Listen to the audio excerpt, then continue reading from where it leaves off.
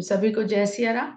रामचरितमानस में उत्तरकांड दोहा संख्या 110 जो 4 भागों में है, उसके पश्चात की चौपाई से हम पढ़ना आरंभ कर रहे हैं। तो तब मुनीस रघुपति गुण गाथा, कहे कछुक सादर खगनाथा। ब्रह्म ज्ञान रत मुनि विज्ञानी, एक एक शब्द ध्यान देते चलिए। ब्रह्म ज्ञान रत मुनि विज्ञानी, मोहि परम अधिकारी जानी। ऐसे ही तो किसी से नहीं कहने लगा जाता है ब्रह्म ज्ञान को। लागे करन ब्रह्म उपदेशा, अज अद्वैत अगुण हृदय सा। अकल अनीह अनाम अरूपा, अनुभव गम्य अखंड अनूपा। तो ये चौपाई जो बालकांड में शंकर भगवान ने कही है, उसी का सीधा सीधा निरूपण कर रही है। जब शंकर भगवान ने माता पार्वती से कहा है कि बिनु पद चलई सुनई बिनु काना, कर बिनु करम करई विधि नाना। आनन रहित सकल रस भोगी, बिनु बानी बत्ता बड़ जोगी। तन बिनु परस नयन बिनु देखा, ग्रहाई घ्राण बिनु बास अशेषा। असी सब भांति अलौकिक करनी, महिमा जासु जाहि नहीं बल। तो कथा जहां से शुरू हुई है, पार्वती जी से भगवान शंकर ने कहा है, वही लोमश मुनि यहाँ पर काकभूषुंडी जी से कह रहे हैं। क्योंकि संवाद वार्तालाप ये गुरु और शिष्य के बीच ही चल रहा है, और शिष्य गुरु के पास जाता ही तब है जब उसे कुछ सीखना होता है, उसे कुछ जानना होता है। नहीं तो भैया मैं भी ज्ञानी तू भी ज्ञानी, तू अपने घर खुश मैं अपने घर खुश, मैं तेरा कौन तू मेरा कौन, मैं भी मौन तू भी मौन। जो ज्ञान प्राप्त कर लेता है वो मौन हो जाता है। और हम लोग अभी ज्ञान प्राप्त नहीं किए, इसलिए इतनी बकबक करते हैं हम लोग। तो वही कह रहे हैं, वही बिल्कुल निर्गुण ब्रह्म का व्याख्यान कर रहे हैं लोमश मुनि। मन गोतीत अमल अविनाशी, निर्विकार निर्वधि सुख राशि। निर्विकार है, अवधि से परे है, लेकिन सुख की राशि वही है। अब अगर हम लोग का दिमाग यहाँ फंस जाता है तो इसमें कुछ भी गलत नहीं है, क्योंकि हम लोग को सुख कैसे महसूस होता है? कोई भौतिक वस्तु से। एक छोटा बच्चा होता है ना, उसको उसके मन का खिलौना या चॉकलेट दे दीजिए तो वो खुश हो जाता है, किलकारियां मार मार के कूदने लगता है। यानी हमारी जो पूरी प्रोग्रामिंग हुई है, अभी सीखेंगे तो हम बाद में, लेकिन जो ब्रेन के द्वारा हमारी प्रोग्रामिंग हुई है, ब्रेन एक भौतिक ऑर्गन है हमारा, तो वो भौतिक ऑब्जेक्ट सामने आता है तो ही उससे सुख और दुख की अनुभूति करता है। तो कह रहे मन गोतीत अमल अविनाशी, निर्विकार निर्वधि सुख राशि। सो तय ताहि तो ही नहीं भेदा, बारी बीच इव गावही बेदा। तो उन्होंने एक रूपता बता दी कि इसलिए उसमें ब्रह्म को जानने में, ब्रह्म में और जीव में कोई भेद ही नहीं है, मुझ में और तुझ में कोई भेद ही नहीं है। जैसे जल और जल की लहर। आप कहो कि जल की लहर कैसे बनेगी बिना जल के? तो क्या संभव है? नहीं संभव है। तो अगर जीव जो है वो जल की लहर है, और वो बनता कैसे है? उसी जल से बन रहा है, तो भेद क्या हुआ भाई? तुम ही ब्रह्म ही तो हो गए, उसी से बने हुए हो।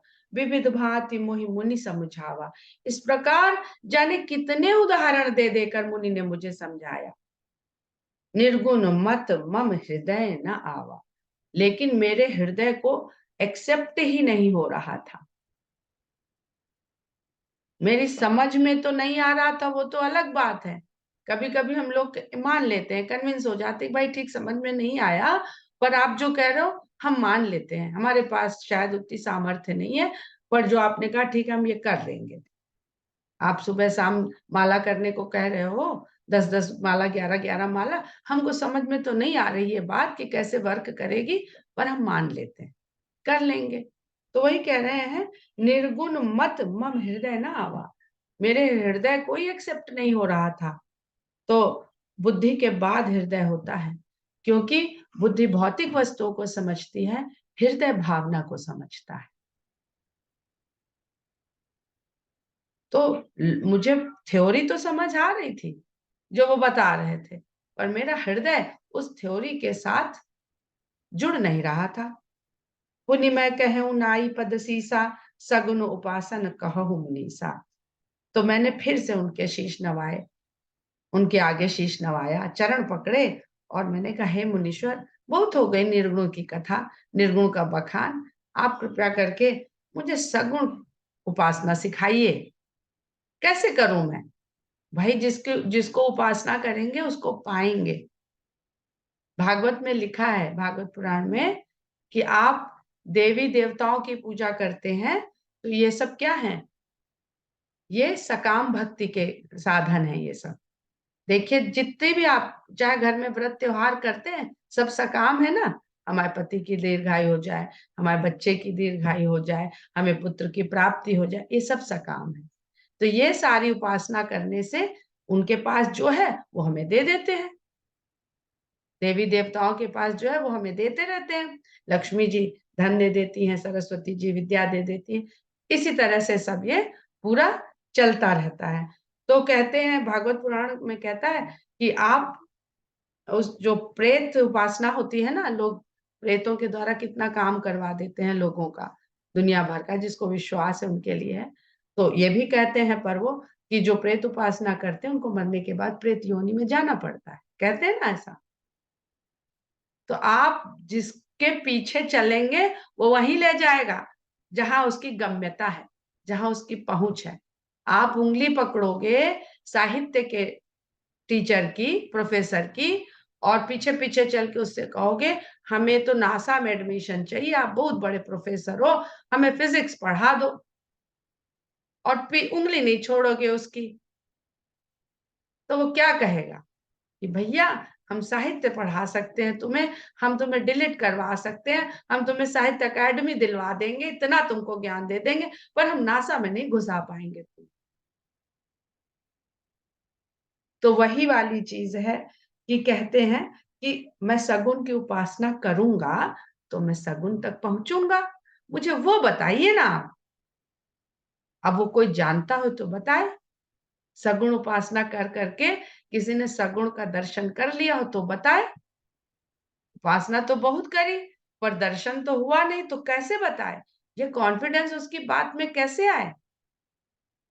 राम भगति जल मम मन मीना, किम बिलगाई मुनीस प्रवीणा। आपने कह तो दिया कि जल और जल की लहर में जैसे कोई भेद नहीं है, ऐसे ही परमात्मा और जीवात्मा में कोई भेद नहीं है।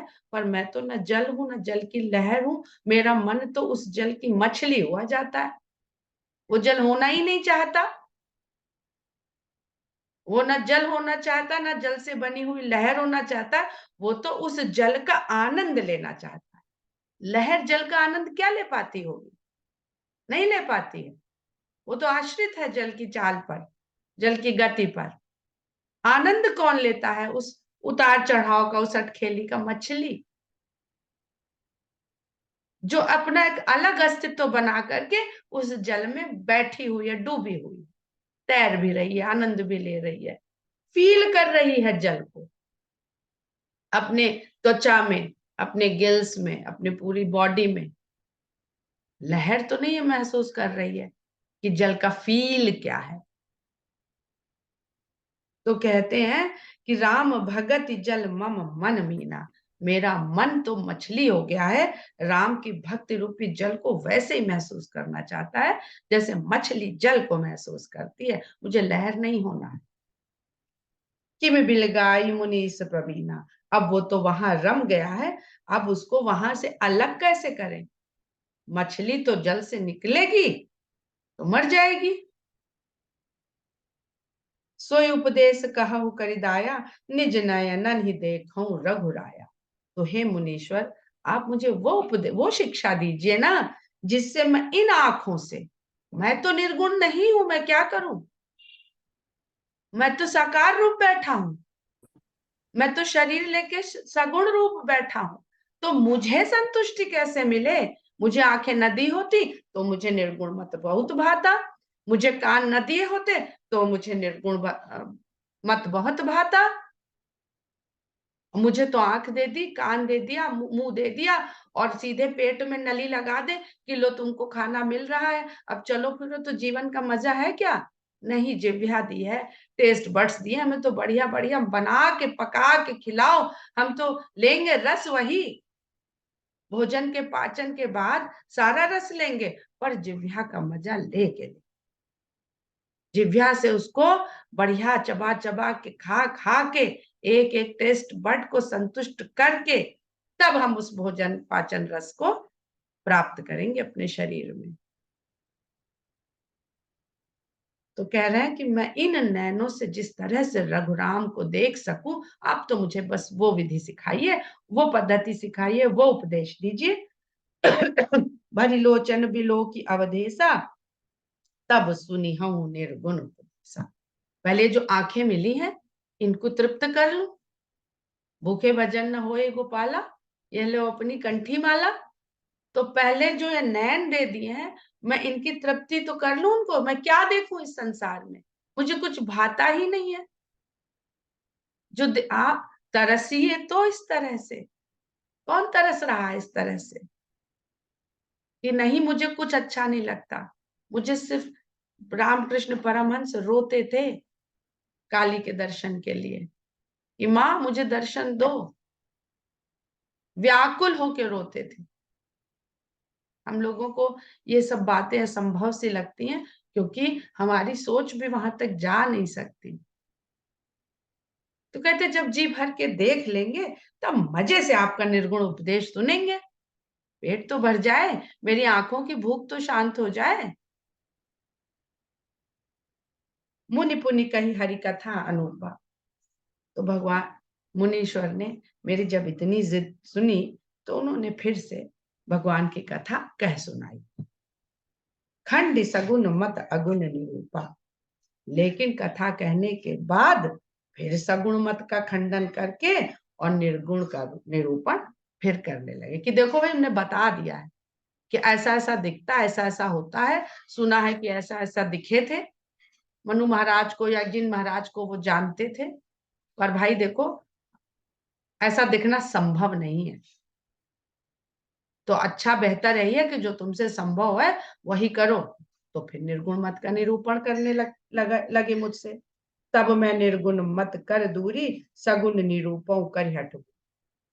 तो मैं कहूं रहने दीजिए, इसको हटाइए, ये ग्रंथ यहाँ से, ये शास्त्र हटाइए, मुझे ये मत सुनाइए, मुझे तो नहीं समझ में आता है, आपको नहीं लगता है समझाना ठीक, तो भी मुझे तो यही सुनाइए, मुझे तो यही सगुण उपासना ही सुननी है, समझनी है। आपका जो मन हो आप करिए, लेकिन हमें यही सुनाइए। आपके पास तो दोनों ज्ञान है, आपको तो सब ज्ञात है। उत्तर प्रत्युत्तर मैं कीन्हा, मुनि तन भय क्रोध के चिन्हा। इस प्रकार मैं बार बार उनकी बात का खंडन करूं, बार बार उनसे बहस करूं, हर बात का मैं तर्क वितर्क कुतर्क सब करूं, तो मुनि के शरीर में क्रोध के चिन्ह प्रकट होने लगे। सुन प्रभु बहुत अवज्ञा किए, उपज क्रोध ज्ञानी के ही। बहुत ज्ञान का अर्थ क्या है? ज्ञान का अर्थ है कि काम क्रोध लोभ मोह से मुक्ति। जिसको ज्ञान हो गया, ज्ञान का मतलब ही यही है। ज्ञान के साथ मान आ गया, मद आ गया, अहंकार आ गया ज्ञानी होने का, तो ज्ञान तो पहले ही चला गया। कौन बैठ गया वहां पर आके? अहंकार बैठ। तो ज्ञान का तो अर्थ ही यही है, और ये सब काम के चेहरे हैं। तो अगर ज्ञान है तो वहां न काम है, न क्रोध है, न लोभ है, न मोह है।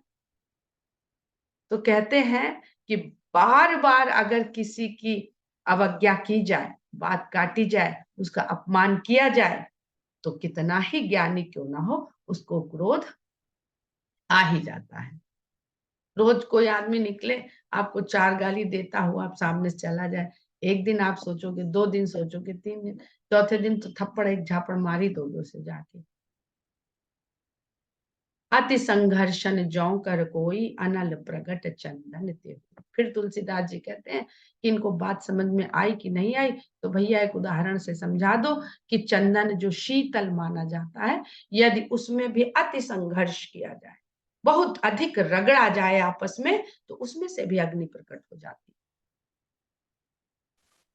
बारंबार सकोप मुनि करे निरूपण ज्ञान, मैं अपने मन बैठ तब करूं विविध अनुमान। इस प्रकार गुरु मुनीश्वर लोमश मुनि क्रोध में भर गए और क्रोधित होकर के बार बार जब बहस होने लगती है, आप टीवी में देखते होंगे, बहस होने लगती है तो आदमी को लाख पता चल रहा हो कि सामने वाले का बात में भी कुछ लॉजिक है, पर वो अपनी बात को सही सिद्ध करने के लिए फिर वो हटता नहीं है पीछे, क्योंकि अब ज्ञान के आगे अहंकार आ जाता है। तो पीछे कैसे हट जाए, वो भी अपने से छोटे से। तो बार बार वो क्रोध के साथ निर्गुण ब्रह्म का निरूपण करने लगे अपने ज्ञान के द्वारा, और मैं मन में बैठा हुआ उनको देख के ऐसे सोचने लगा। वो क्रोध में है और मैं बस उनको ऐसे देख रहा हूं और सोच रहा हूं, क्रोध की द्वैत बुद्धि बिनु द्वैत की बिनु अज्ञान, माया बस परिच्छिन्न जड़ जीव की ईस समान। आखिर ये क्रोध इनके भीतर आया कहां से? क्रोध आया यानी भीतर द्वैत भाव है। द्वैत भाव है, और द्वैत भाव अगर है तो वो अज्ञान के कारण ही है। बहुत कठिन है, इसको थोड़ा आप लोगों को बहुत स्वयं में मंथन विचार करना पड़ेगा। क्योंकि भगवान निर्गुण है, दो जने हैं, दोनों जने भगवान से प्रार्थना कर रहे हैं और भगवान सुनता किसी की नहीं है। वो सुनने लगेगा तो ये भी उसका प्यारा, वो भी उसका प्यारा, वो इसकी करेगा तो इसकी छूटेगी, इसकी करेगा तो इसकी छूट जाएगी। तो वो सुनता नहीं है किसी की, वो कहता है जो कर्म किए हो उसका जो रिजल्ट होगा तुम्हें मिल जाएगा। तो कर्म के बंधन में मनुष्य है, प्राणी है, तो कर्म के परिणाम के कारण वो सदा चिंतित रहता है, सदा सोच सोच की अवस्था में रहता है। क्योंकि वो चाहे जितना सिखा दिया जाए, कर्म करते ही दिमाग में चलने लगता है आज ऐसे बनाया है ये डिश को, अच्छी बनेगी कि नहीं, आज ये हमने नया एक्सपेरिमेंट किया है इस पेशेंट के साथ, ये ठीक होएगा कि नहीं, आज नासा में रिसर्च हुई है ये रॉकेट ऊपर जाएगा कि नहीं। ठीक है, तो परिणाम सोचना गलत नहीं है, हमारा हमारा प्रोग्रामिंग ही ऐसी है। तो वो द्वैत, अज्ञान के बिना ये द्वैत कहां से आ सकता है? नहीं आ सकता है। माया बस परिच्छिन्न जड़ जीव की इस समान, जो जीव माया के वशीभूत है और माया से घिरा हुआ है, वो भला ईश्वर के समान हो सकता है? क्योंकि निर्गुण मत तो अहम ब्रह्मास्मि, अंत में क्या कहता है? अहम ब्रह्मास्मि।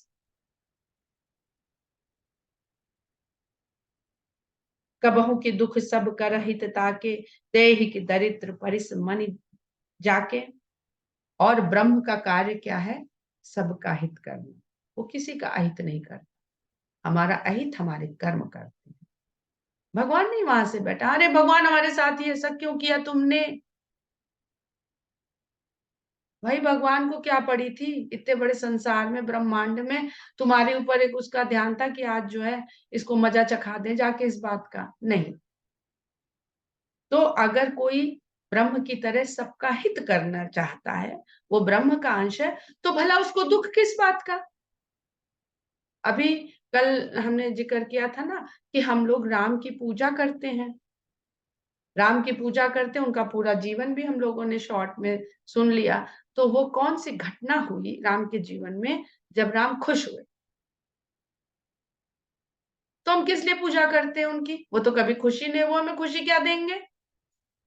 पर हम राम की पूजा इसलिए करते हैं कि राम दुखी भी कभी नहीं, खुश नहीं होना तो ठीक है, पर दुखी भी नहीं होना, ये राम का चरित्र है।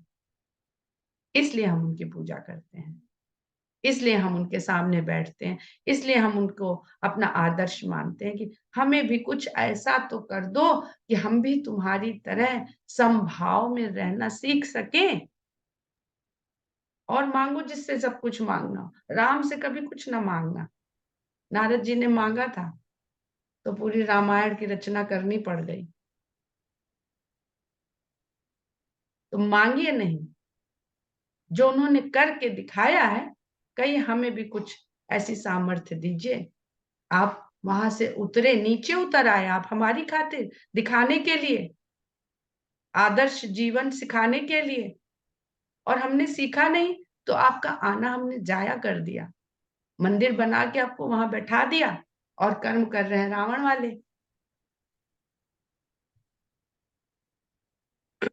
पर हाँ, तेहि की दरिद्र परस मणि जाके, और जिसके हाथ में पारस मणि हो, उसको क्या कभी दरिद्रता व्याप्त हो सकती है? इसका भी वही तात्पर्य है। भगवान सब कुछ कर सकता है ना, तो हम ब्रह्म का अंश हैं, तो हम भी सब कुछ कर सकते हैं, तो फिर हमको कमियां क्यों किसी चीज की? दरिद्रता का मतलब यही नहीं है कि हमारे पास खाने को दाना नहीं। हमको जीवन में किसी भी चीज की कमी अनुभव हो रही है, वही दरिद्रता है। राम तो वन में रहे, तब भी उनको कोई चीज की कमी शिकायत नहीं करी। क्या आज हमारे सर पे छत नहीं है? आज हमारे पास कंदमूल फल नहीं है? आज हमारे पास ये नहीं, आज कोई दरिद्रता ही नहीं। तो जो ब्रह्म का अंश है, उसको किस बात की कमी जीवन में? और हम लोग दिन भर कमी का गाना गाते रहते हैं। पर द्रोही की हो ही निशंका, दूसरे से द्रोह रखे जो मन में, वो कभी क्या खुद निशंक रह सकता है? कोई ना कोई, आप जो दोगे वो पाओगे। आप दूसरे को द्रोह करके उसका जीवन चिंता में डालोगे, चिंता पलट के आपके पास आ जाएगी। ये तो दर्पण है ना। जगत भगवान की सत्यता का माया रूपी दर्पण में प्रतिबिंब है। आप इस दर्पण में जो छवि दिखाओगे, वो प्रतिबिंबित होकर के आ जाएगी। कहीं कुछ नहीं बन रहा, कहीं कुछ नहीं घट रहा, कहीं चित्रगुप्त के पास कोई पोथी नहीं लिखी पड़ी है।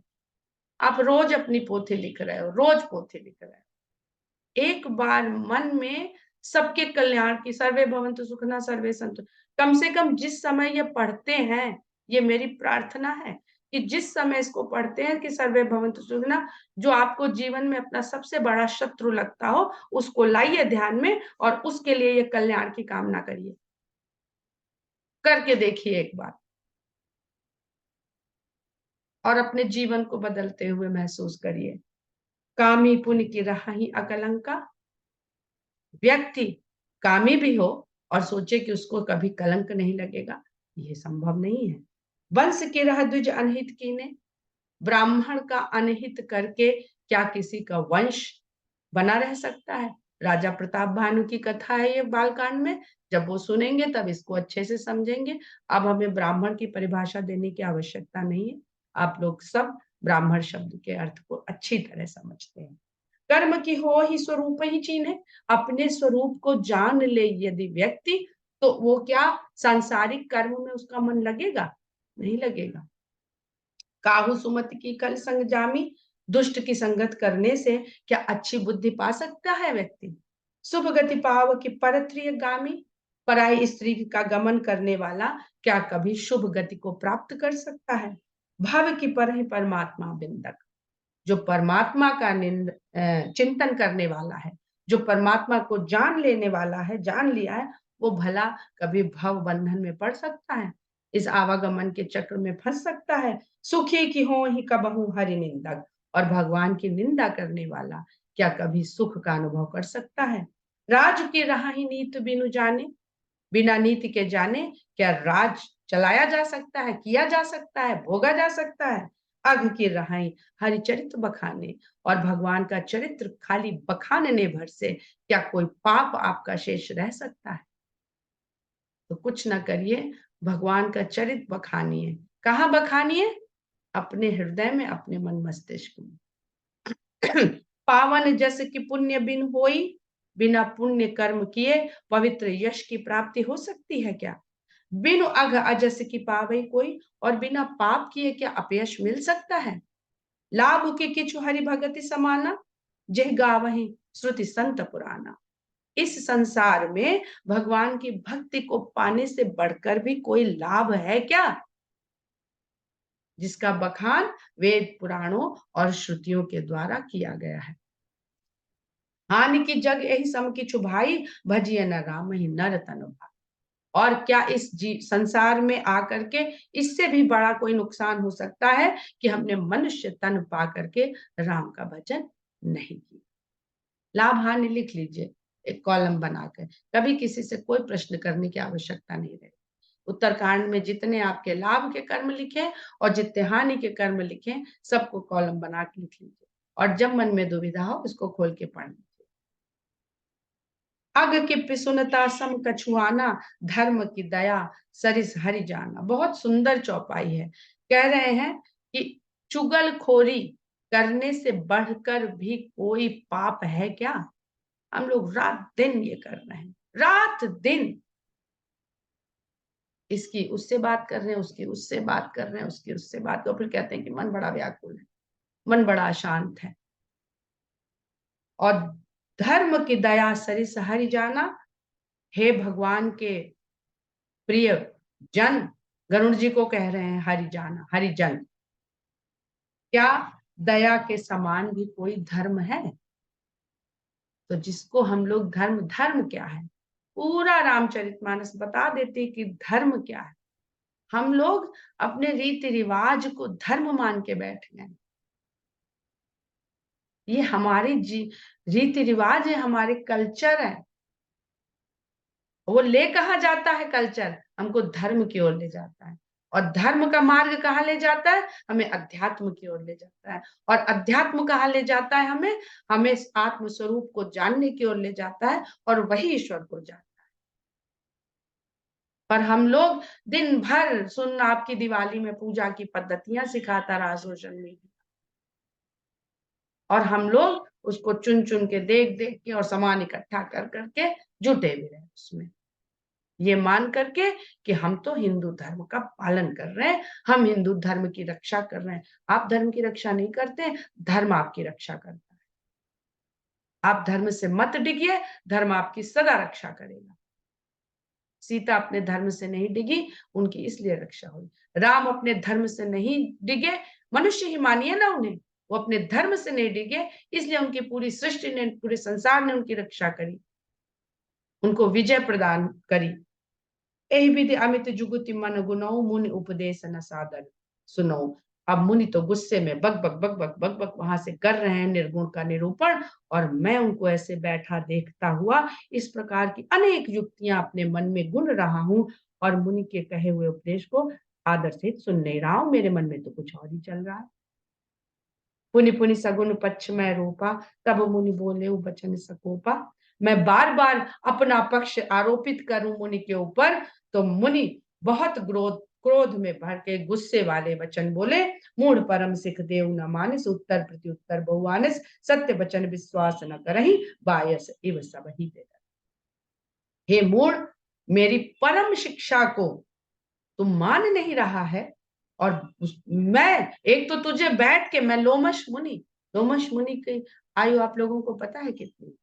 लोमश मुनि की आयु जितने हमारे शरीर में रोए होते हैं ना, स्तनधारी के शरीर में जितने रोए होते हैं, वो रोया इज मल्टीप्लाइड बाई एक कल्प, और एक कल्प की समय सीमा हम आप लोग को बता चुके हैं। तो ये गणना आप और हमारे गणना कैलकुलेटर दिमाग सबसे बाहर। इतनी उनकी आयु है, और वो बैठ के अपना समय दे रहे हैं काकभूषुंडी को, और वो मान नहीं। और लोमश मुनि के बारे में एक कहानी है ना कि वो इतना सा छप्पर लेके सर पे चले जा रहे थे, तो किसी ने पूछा मुनीश्वर कहाँ जा रहे हैं? बोले बस आगे जहाँ डेरा डालेंगे वहां पे अपने लिए डाल लेंगे, कुटिया बनाएंगे, तो इतना छप्पर लिए चले जा रहे हैं।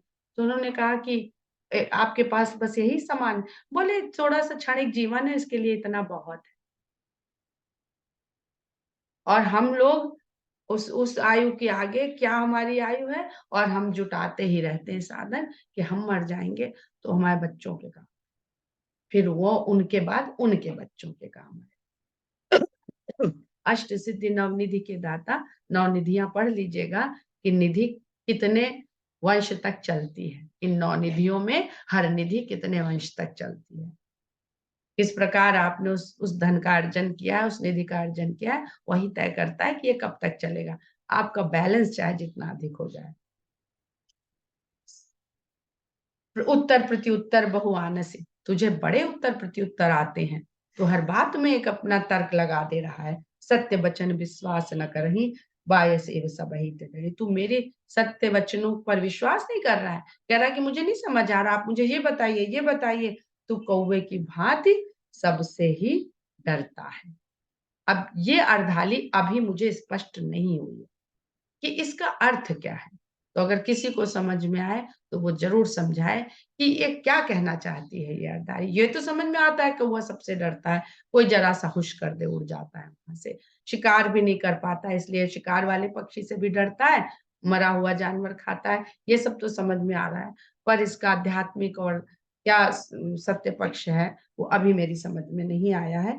सठ स्वपक्ष तब हृदय विशाला, हे मूर्ख तुझने अपना पक्ष को हृदय में इतना विशाल जमा करके रखा है, सपदि हो ही पंछी चांडाल, कि तुझे मेरी बात सुननी ही नहीं है, तो जा, तू अभी के अभी जा करके चांडाल पक्षी हो जा।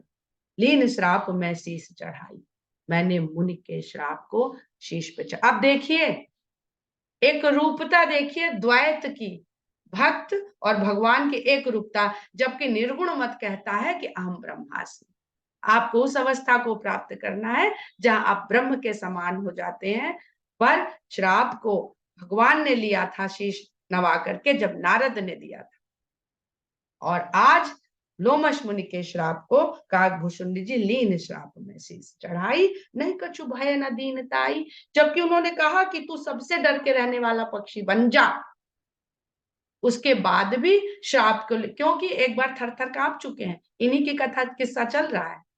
जब शंकर भगवान ने श्राप दिया था तो थर थर कांप चुके हैं, पर शंकर भगवान का वरदान भी याद है, गुरु की कृपा भी याद है, राम से भक्ति भी हो चुकी है, इसलिए न कोई भय आया मन में, न कोई दीनता आई। ऐसा विश्वास है क्योंकि शंकर भगवान ने यह वरदान दिया था कि तुमको कुछ भूलेगा नहीं। तो उनको तो विश्वास है जो मिल चुका है पहले, तो इसलिए भय ना आई उनके मन में, न दीनता आई। तुरंत भयउ मैं काग तब, पुनि मुनि पद सिरुनाई, सुमिर राम रघुवंश मन हर्षित चले। बहुत सुंदर दोहा। मैंने तुरंत, मैं कौवे का शरीर मेरा हो गया, मैंने उस कौवे के शरीर से मुनि के चरणों में शीश नवाया और राम, रघुवंश मणि राम का ध्यान करके हर्ष के साथ वहां उतर के चला गया। बहुत सुंदर प्रसंग है, खूब पढ़िए इसको, खूब गुनिए। उमा जे राम चरण रत, विगत काम मद क्रोध। अब शंकर भगवान ने बता दिया कि ऐसा हुआ कैसे, इसके पीछे मूल कारण क्या था, ऐसा कौन सा उनके मन में भाव भरा था जिससे उनको उस समय भी कोई डर नहीं लगा। निज प्रभु मैं देखहि जगत, कहीं सन करहि विरोध। इस दोहे को हम लोग कल अच्छी तरह समझेंगे क्योंकि बहुत सुंदर दोहे हैं दोनों। तो आज का अध्ययन हम लोग यहीं पर विराम देते हैं। जय सिया राम।